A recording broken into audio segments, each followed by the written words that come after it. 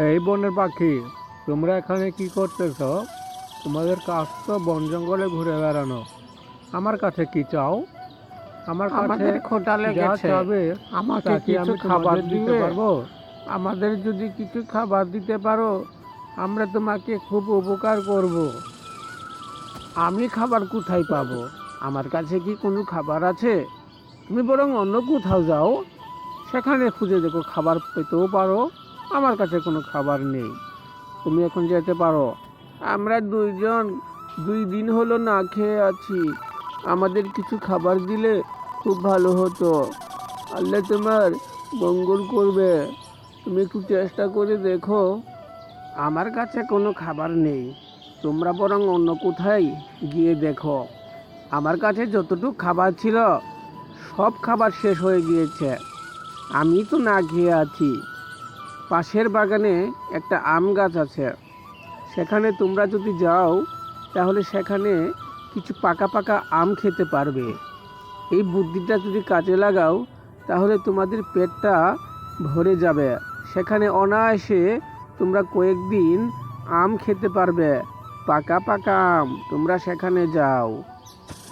বালকটির কথা শুনে টুনটুনি পাখি দুটি উড়ে গেল তাদের বাসায় এবং চিন্তা করতে থাকলো। পেটটা ক্ষুধার জ্বালায় খুব ছটফট করতেছে, আমরা কি কিছু খেতে পারবো না? বালকটি যে বলল পাশের বাগানে আম আছে, সেখানে কি যাবে তুমি আম খেতে? ক্ষুধার জ্বালায় তো আমার পেটটাও ছটফট করতেছে, চলো পাশের বাগানেই যাই আম খেতে। কিছু আম খেলে হয়তো পেটটা ভরে যাবে। সে কি আবার মিথ্যা কথা বললো না তো? পাশের বাগানে গেলে কি আম পাওয়া যাবে? সে তো বললো পাশের বাগানে আম গাছে পাকা পাকা আম ধরে আছে। তুমি কি বলো, যাবে কি তুমি? আম তো খেতেই হবে, আম না খেলে তো আর কোনো। চলো আমরা দুইজন সেই বাগানে আম খেতে যাই। আম যদি না খাই তাহলে তো আমরা না খেয়ে মরেই যাব। এই বন জঙ্গলে তো আমাদেরকে দেখার মতো আর কেউ নেই, মা বাবা দুজনেই তো আমাদের রেখে মারা গেছে। আম খাবো, কিছুদিন হয়তো বেঁচে থাকতে পারবো। চলো আমরা আম খেতে যাই। ঠিক আছে, চলো আমরা আম খেতে যাই। তারা দুজনেই আম খেতে গেল।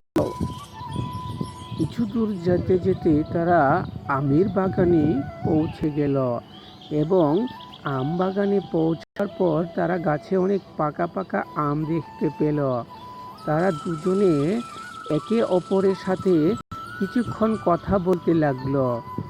এই এতগুলো আম কি আমরা খেতে পারবো? হ্যাঁ হ্যাঁ হ্যাঁ, এতগুলো আম অবশ্যই খাওয়া যাবে, তবে একদিনে যদি না খেতে পারি তাহলে আমরা সকাল বিকেল এবং কি কয়েকদিন একটানা আমরা খেতে পারবো। তারা প্রথমে চারপাশে দেখে নিল গাছের বাগানে আশেপাশে কোনো মালিক আছে কিনা। তারা খুশি দেখে দেখলো গাছের বাগানের মালিকটি এখন নাই। আপাতত আমগুলো খেয়ে জীবন বাঁচানো যাবে, তাই তারা জীবন বাঁচানোর জন্য গাছের মালিক যদি মেরেও ফেলে তাতেও কোনো আফসোস করবে না।